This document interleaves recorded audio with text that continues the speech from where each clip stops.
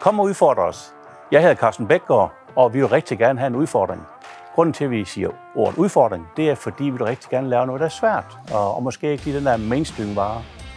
Vi har indtil for 6 måneder siden skåret rigtig meget vandstråleskort, rigtig meget i aluminium, metaller og rigtig meget også i stål.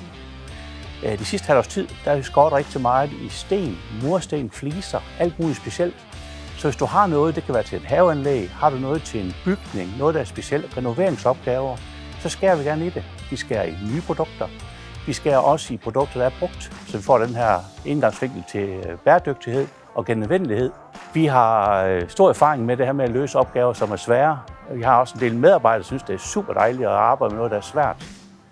I forhold til antallet, jamen der kan man sige, det er fra et stykke og så op til flere tusindvis af stykker. Vi havde for nylig en kunde, som var ved at lægge nogle italienske fliser ud i et haveanlæg, og dem, der skulle ud og lægge dem, jamen de gik og tussede op, og det var de bekymrede for, om det var præcis nok. Da vi fik de italienske fliser her, der kunne vi se, når vi lagde dem op på vores vandstråleskærer, der kunne vi se afviser helt op på nærheden af 3-4 cm.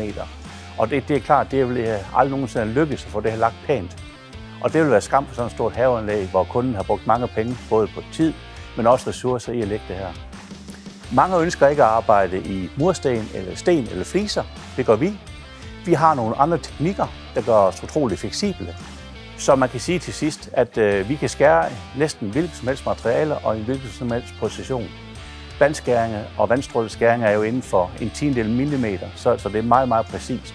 Så har du en udfordring, så ring til mig, så finder vi i fællesskab en løsning.